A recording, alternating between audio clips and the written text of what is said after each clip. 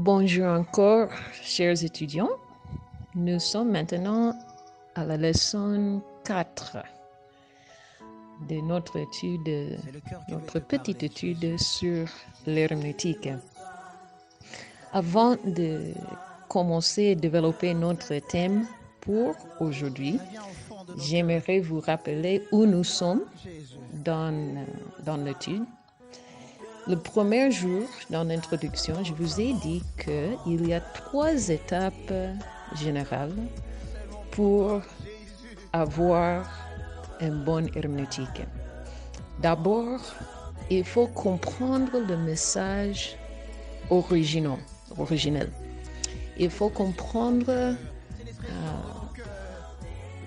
la façon dont les premiers écouteurs, les premiers récepteurs ont compris ce message.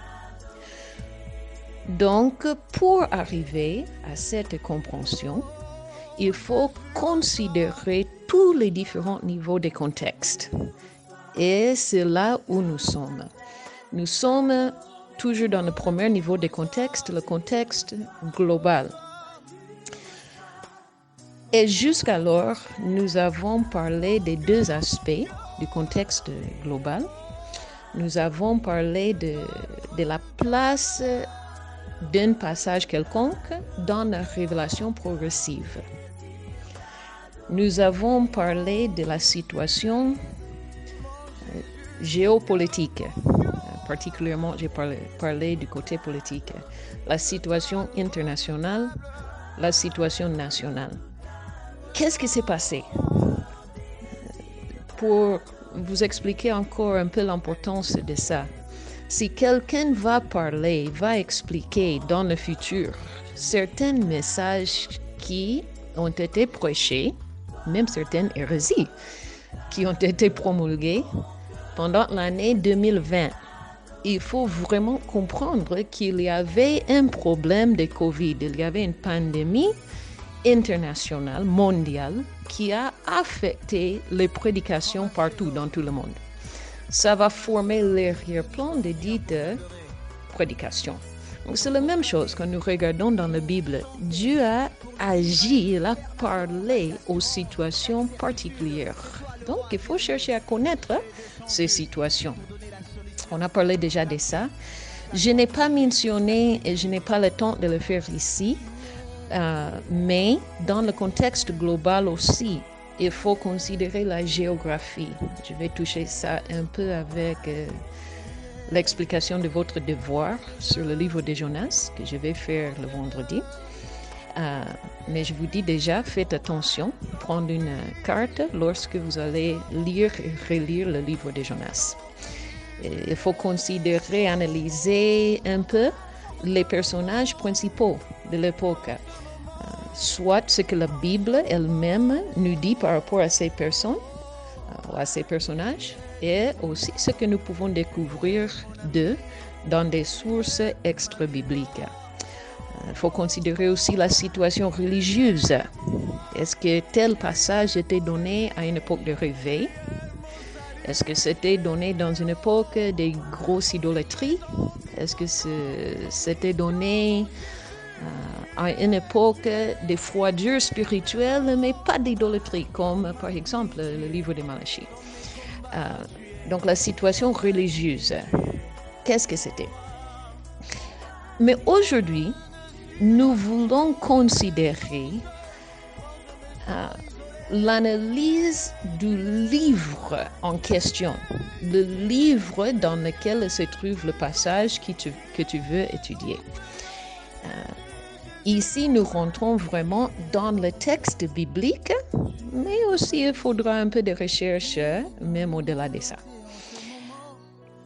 Lorsqu'on a compris la situation politique, culturelle, religieuse, etc.,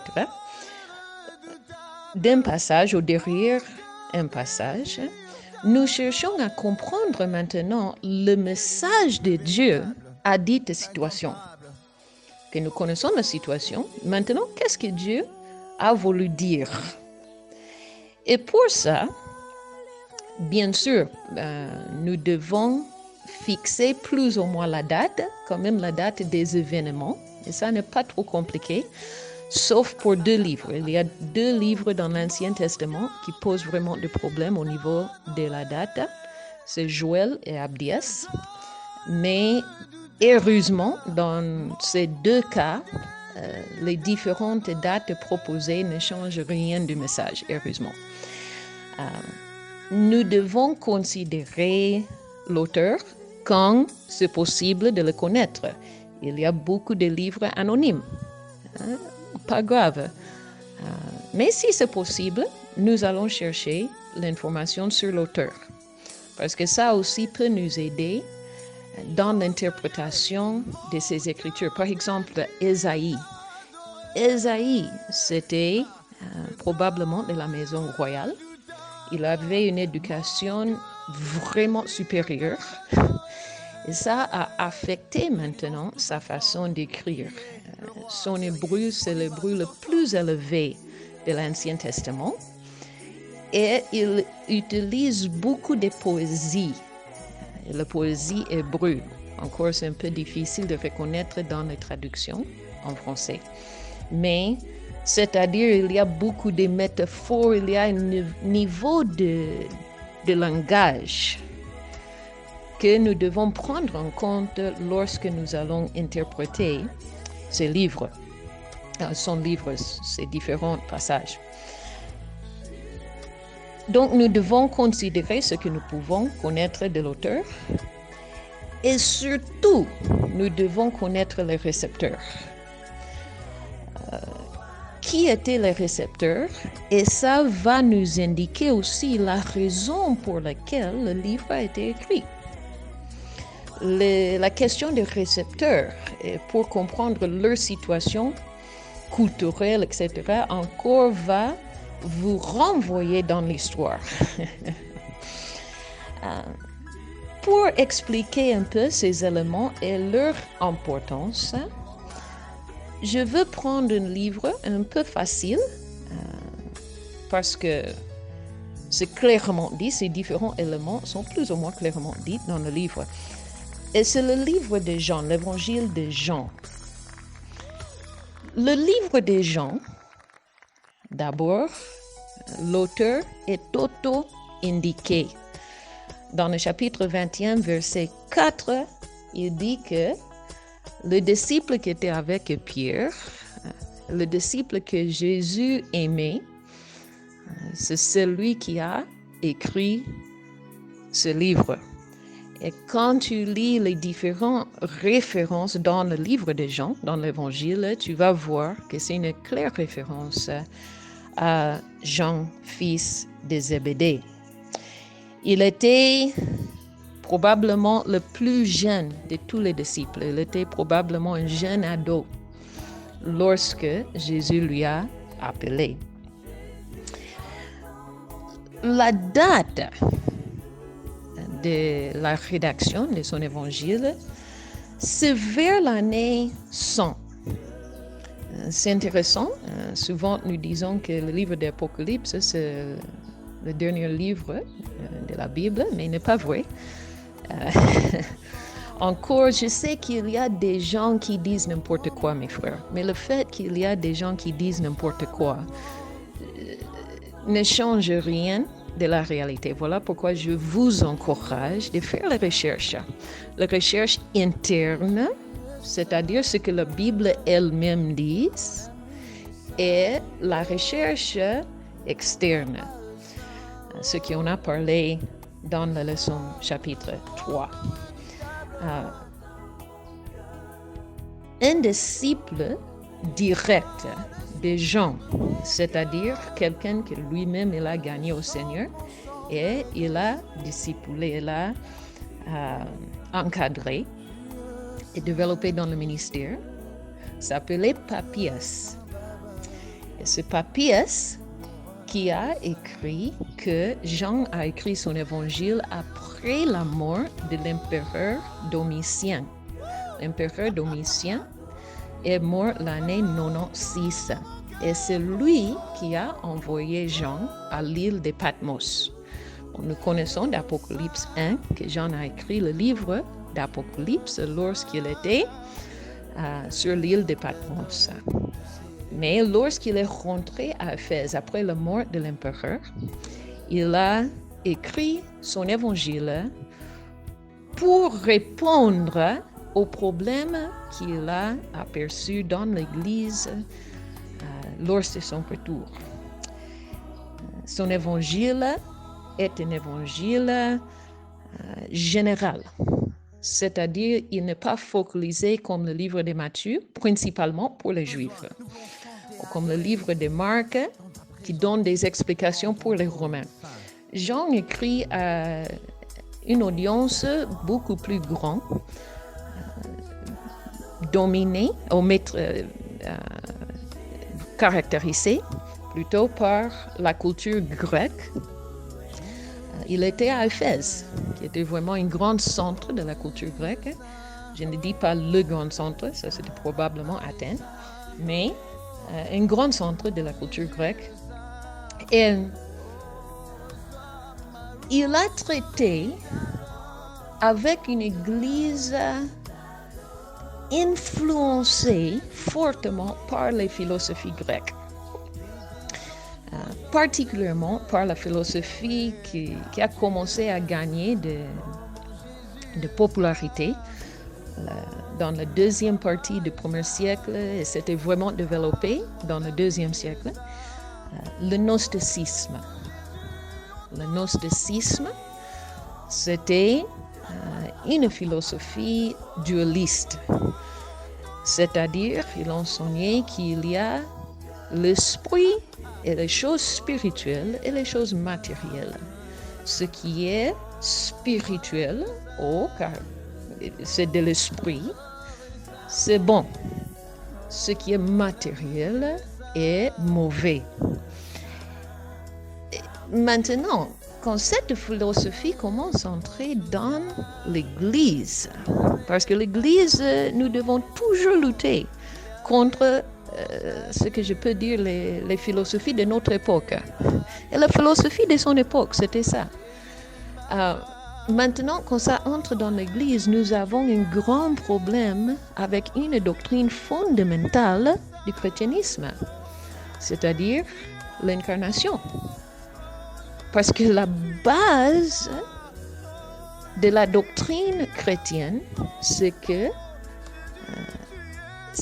Dieu a été fait chair. Il a pris la forme humaine, il est devenu l'agneau, il est mort dans notre place, le sacrifice parfait. Ces choses qui forment vraiment la base de notre essence en tant que chrétien. Mais pour les gnostiques, la doctrine de l'incarnation, c'était une impossibilité. Comment est-il possible qu'un Dieu parfait, un Dieu qui est esprit, c'est-à-dire il est bon, comment peut-il venir et habiter dans un corps matériel, c'est-à-dire quelque chose qui est mauvais? Pour eux, cette impossibilité va nier d'abord la divinité de Jésus. Bon, soit la divinité, soit l'humanité. Mais il faut nier soit l'un, soit l'autre. Je crois qu'on va développer cette idée un peu plus dans le cours de Christologie. Donc, je ne vais pas trop traîner là. Mais les gnostiques et cette philosophie avaient infiltré l'Église. Et voilà pourquoi Jean va commencer son évangile et terminer son évangile en attaquant directement ce qui niait la divinité de Jésus. Vous connaissez Jean chapitre 1, j'espère que vous le connaissez, versets 1 et 2. Que nous dit au commencement était la parole, et la parole était avec Dieu, et la parole était Dieu. Et il explique à la longue de ce chapitre que la parole, c'était Jésus. La parole a été faite chair et il est vécu parmi nous. Donc, dès le début, il attaque déjà ces croyances gnostiques. Il dit non, Jésus est vraiment Dieu. Et quand il termine le livre, il termine avec la même note, la même focalisation. Jean chapitre 20 et versets 30 et 31. Jésus a fait encore en présence de ses disciples beaucoup d'autres miracles qui ne sont pas écrits dans ce livre. Littéralement, et Summer le traduise bien, beaucoup d'autres signes miraculeux. Mais ces choses ont été écrites. Si j'ai choisi quelque chose pour vous écrire, il dit, c'est afin que vous croyiez que Jésus est le Christ. Il n'y a pas une division, n'est pas Jésus et l'homme et Christ et l'esprit et tous ces mêmes aujourd'hui nous écoutons ces histoires. Non, il dit je vous ai écrit ces choses pour que vous croyiez que Jésus, l'homme, est vraiment le Christ, la manifestation de Dieu, le Fils de Dieu. Et pas seulement que vous croyez au niveau intellectuel, mais qu'en croyant, vous ayez la vie en son nom. Donc, ce n'est pas simplement un argument académique, mais notre salut dépend de notre compréhension de la personne de Jésus. Donc ça, c'est l'arrière-plan intellectuel, même si vous voulez dire religieux à un certain niveau, des récepteurs de cet évangile.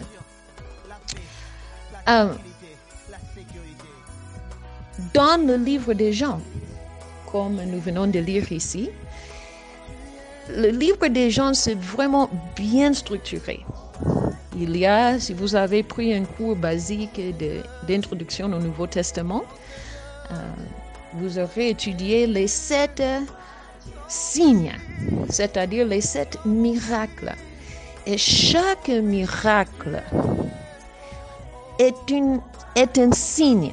Très important, mes frères. Un signe n'est pas une fin en soi. Un signe est un indicateur d'une autre chose. Et dans ce cas, Jean nous dit clairement que les miracles nous indiquent qui est Jésus. Les miracles nous démontrent sa puissance divine. Il n'était pas simplement un autre faiseur de miracles. Il était, il est Dieu fait chair. Chaque miracle donc, chaque conversation, parce que Jean aussi focalise sur les conversations privées de Jésus, plus que les enseignements devant la foule. Il y a quelques-uns, mais pas beaucoup. Jean focalise sur l'interaction personnelle. Et chaque miracle, chaque conversation que Jean a choisi a pour but de démontrer la divinité de l'homme Jésus. Vraiment, ça c'est très important de se rappeler. J'ai écouté des messages de gens qui vont vraiment loin de ce but. Par exemple, nous aimons les miracles. J'écoute des miracles. On va prendre tel miracle et le message prêché, c'est OK, en analysant chapitre 2, nous allons voir qu'est-ce qu'il faut faire pour obtenir ton miracle. Ça n'est pas du tout le but des gens. N'est pas pour te révéler les secrets de comment entrer dans le miraculeux. Non, c'est pour te révéler la personne de celui qui fait les miracles. C'est pour élever Jésus. C'est pour nous démontrer quand il parle aux vagues, il nous montre son autorité sur la nature. La transformation de l'eau en vin, c'est pour nous démontrer son pouvoir de la création. Et ensuite, avec Lazare, la résurrection de Lazare, pour nous démontrer que lui, il a même le pouvoir sur la mort. Et toutes ces choses, ce sont des choses qui appartiennent vraiment à Dieu. Quand il parle avec le centurion, et il dit, allez, ton serviteur est guéri. Il nous montre son pouvoir sur l'espace. Vous pouvez étudier chacun, identifier les éléments qui sont là. Mais chaque chose, quand il parle avec la femme samaritaine, quand il parle avec Nicodème, il se révèle. Le principe dans toutes ces histoires, c'est pour démontrer la divinité de Jésus. Il a passé toute une longue conversation avec cette femme dans chapitre 4, avec Nicodème chapitre 3, pour le démontrer, non, moi, je suis celui que tu attends. Je suis celui qui est venu de Dieu. Je suis celui qui va effectuer l'œuvre messianique que vous attendez. Donc, n'importe quel passage que nous allons prêcher du livre de Jean doit relever cet aspect, démontrer la personne de Jésus. Ça, c'est même sans parler de cette « je suis ». Le livre de Jean aussi, Jésus réclame vraiment le titre divin, le titre de Yahweh, révélé dans le livre d'Exode chapitre 3.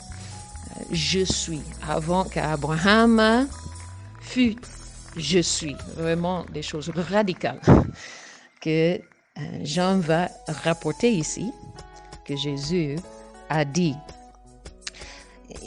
Voici un petit exemple du contexte du livre, parce qu'on ne peut pas tirer un passage hors du contexte général du livre. Il faut vraiment le prendre en considération. Je vous encourage à le faire aussi avec le livre de Jonas.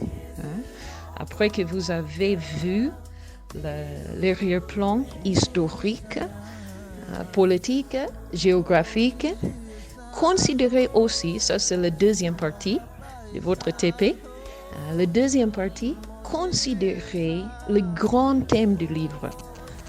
Pourquoi Dieu a-t-il inspiré ce livre? Quel est le but de ce livre-là? Encore, c'est sur base de ça que nous devons toujours prêcher n'importe quel passage dans le livre de Jonas. Je vous laisse avec les préparatifs.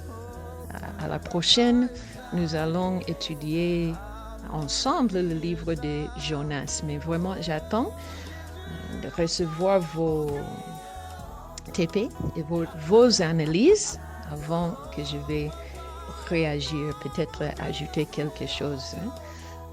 Bonne étude, bonne recherche.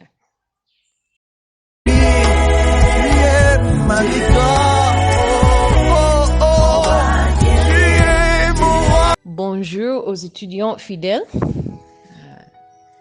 Nous allons considérer ce matin quelques réflexions sur le livre de Jonas. J'ai lu trois TP qui ont été remis avant que je prépare cet enregistrement. Et vraiment, félicitations. Félicitations. J'aimerais que peut-être, comme d'habitude, ajouter quelques éléments. Mais félicitations aux trois qui ont vraiment fait l'effort. Je crois que je vous ai effrayé un peu. Ne soyez pas effrayés, mes frères. Il faut faire l'effort. Il faut vraiment commencer à creuser. Si vous n'allez pas tout comprendre au tout début, ne vous en faites pas. On apprend à marcher et on tombe. Et on marche, on tombe, on relève, on continue. Surtout dans ce domaine d'histoire. N'ayez pas peur. Ok, Jonas. Tous les trois ont bien identifié le roi d'Israël sous lequel Jonas était actif parce que la Bible le dit clairement. Dans le livre des 2 Rois, chapitre 14, la Bible nous indique que c'était sous Jéroboam II que Jonas a prophétisé. Ça devait être au début parce qu'il a prophétisé la croissance du royaume qui allait avoir lieu sous Jéroboam. Donc, logiquement, la prophétie devait précéder l'événement.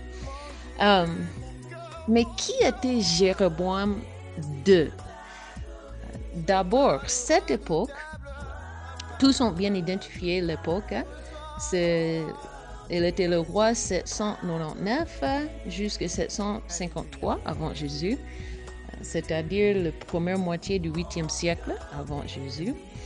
Et le règne de Jéroboam II, c'était la dernière période puissante du royaume du Nord. Dans 30 ans après la mort de Jéroboam II, Samarie et le royaume du Nord sera détruit complètement, justement par les Assyriens. Mais Jéroboam II aussi, il était un bon politicien, il était un bon commerçant. C'était une époque de prospérité économique et d'expansion politique comme le pays n'avait jamais expérimenté depuis Salomon. C'était vraiment, si nous le regardons de notre perspective aujourd'hui, nous allons dire, c'est la bénédiction de Dieu.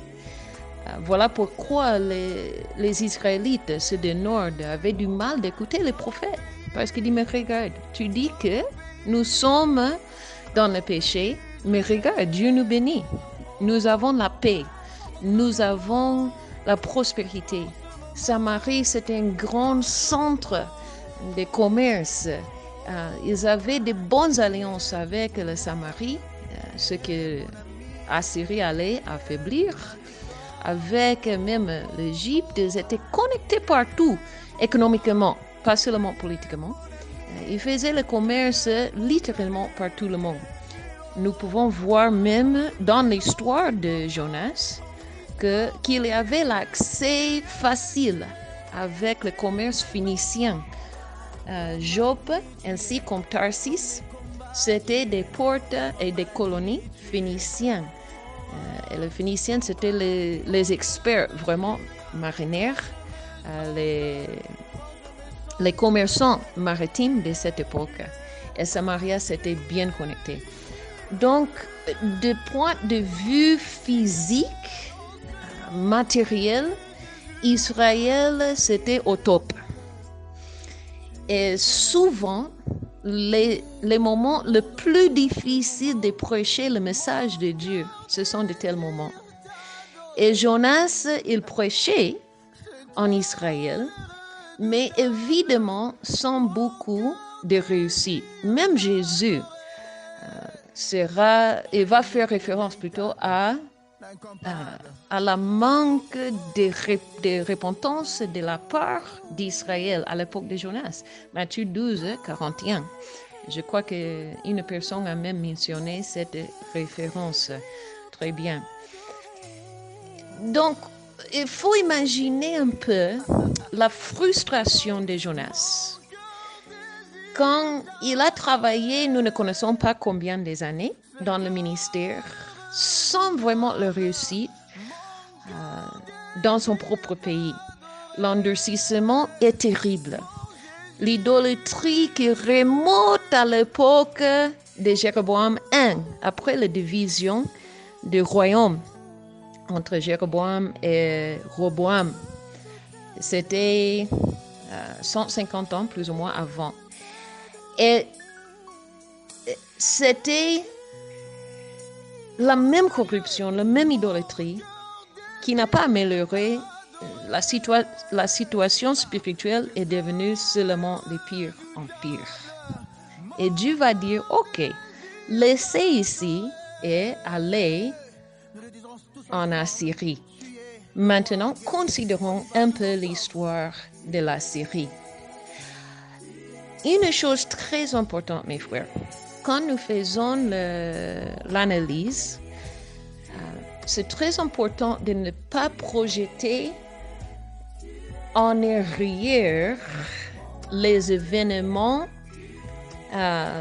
qui sont encore futurs pour le récit que nous étudions. Vous n'avez pas fait, pas trop, dans les TP, mais je l'ai écouté souvent dans les prédications. Oh, la Syrie, c'était l'Empire qui a conquis et a détruit la Samarie. Mais la destruction de la Samarie est encore dans le futur à l'époque de Jonas. Mais la subjugation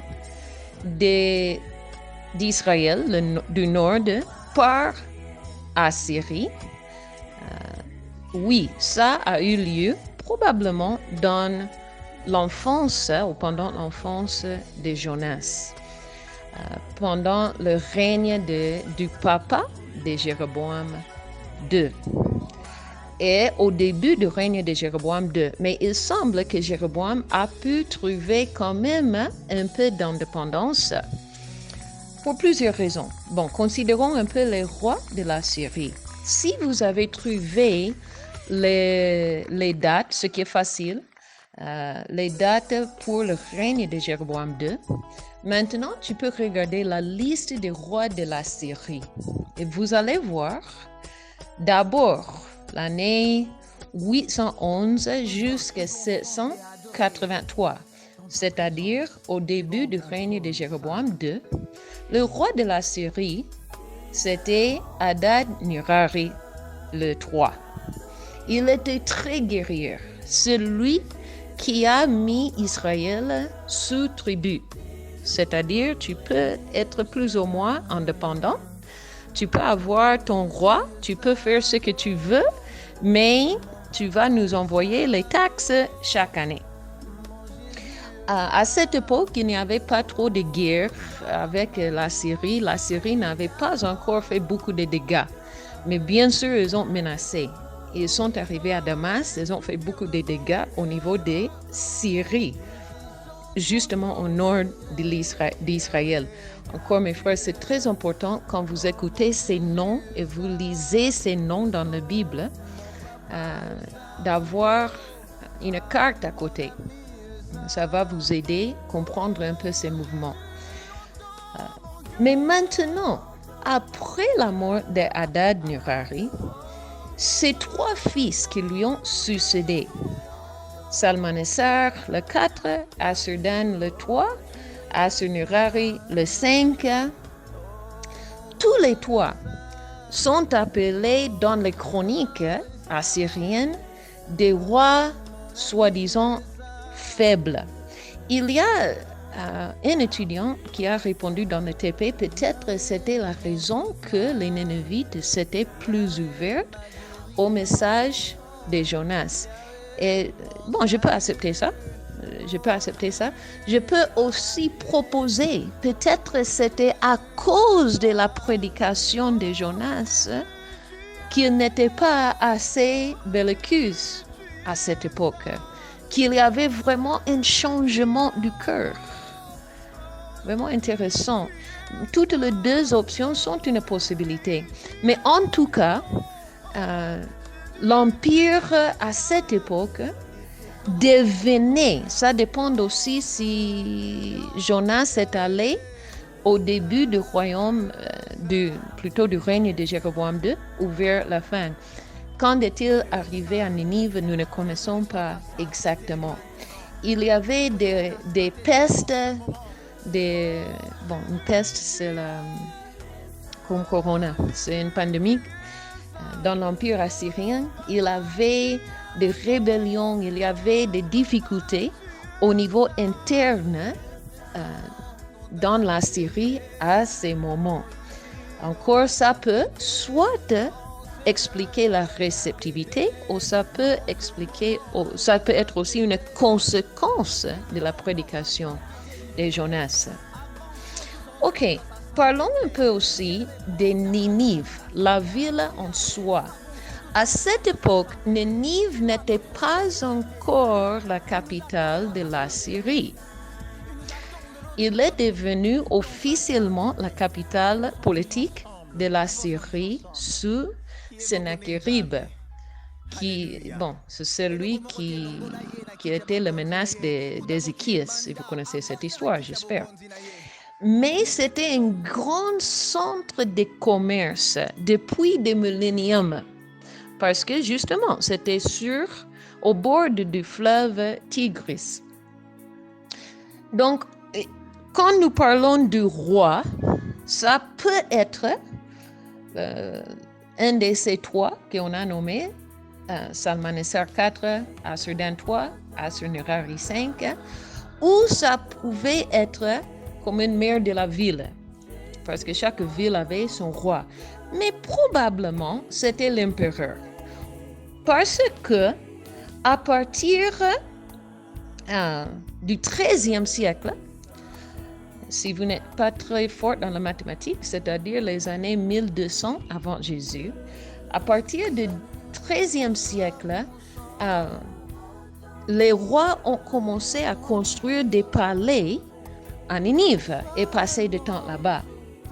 Aussi, à la même époque, le XIIIe siècle, le Ninive est devenu le centre religieux de l'Empire.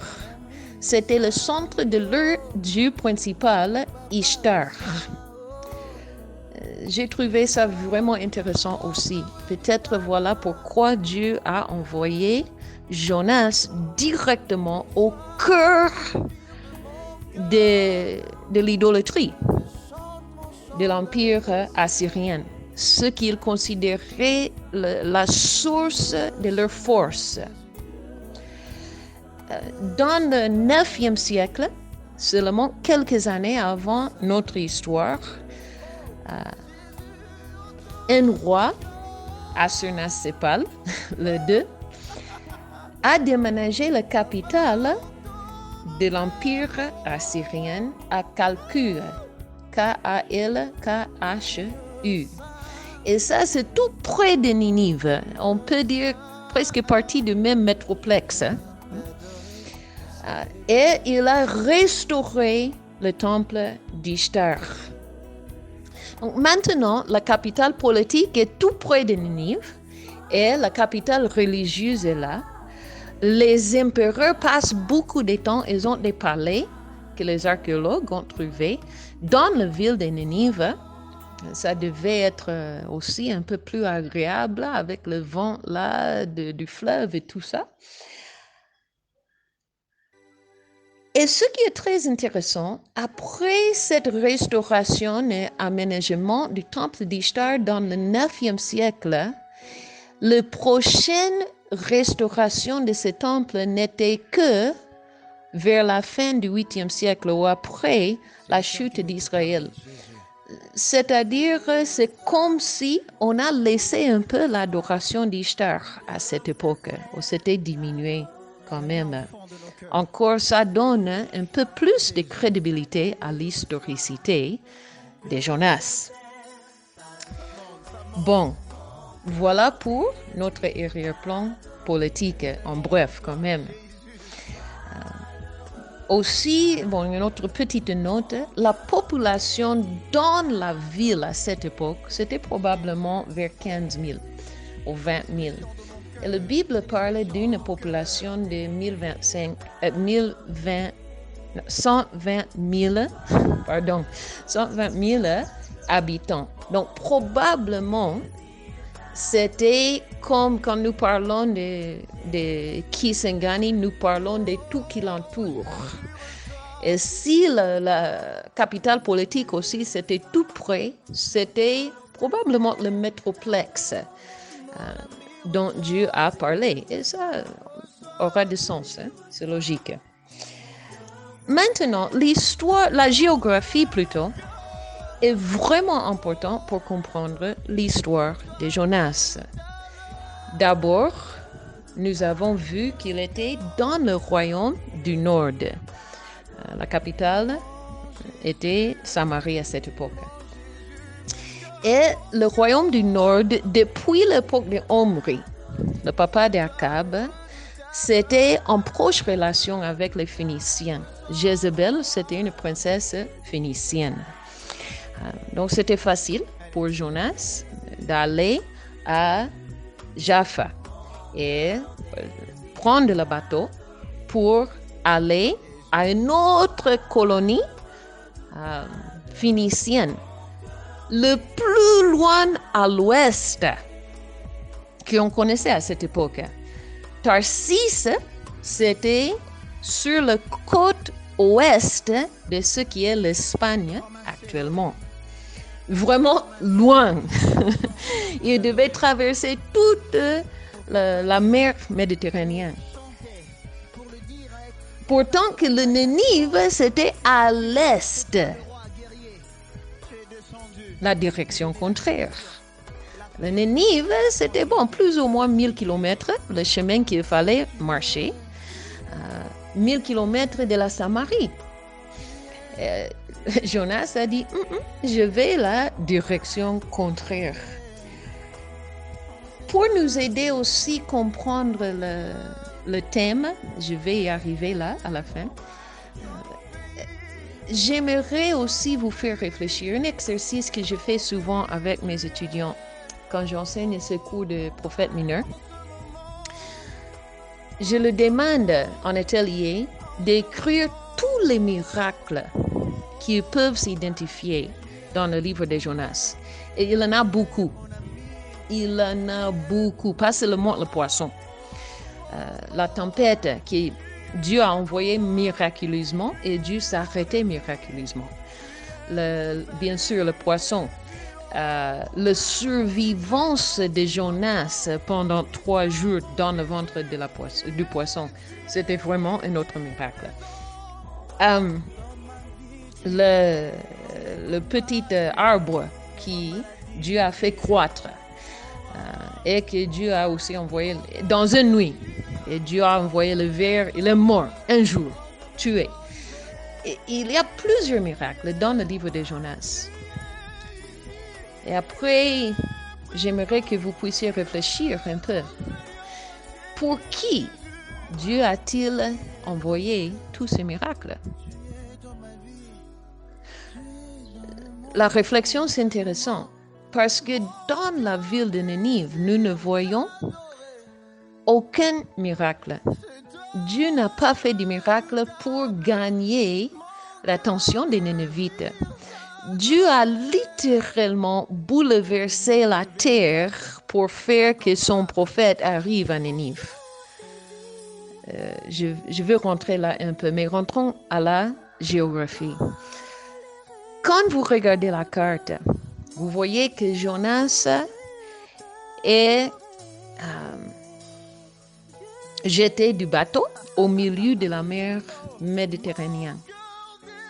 Il est avalé par le poisson là.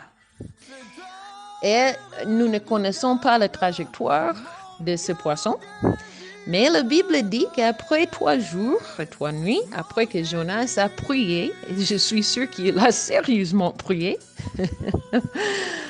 le poisson lui a jeté sur terre sèche. Nous ne connaissons pas exactement où.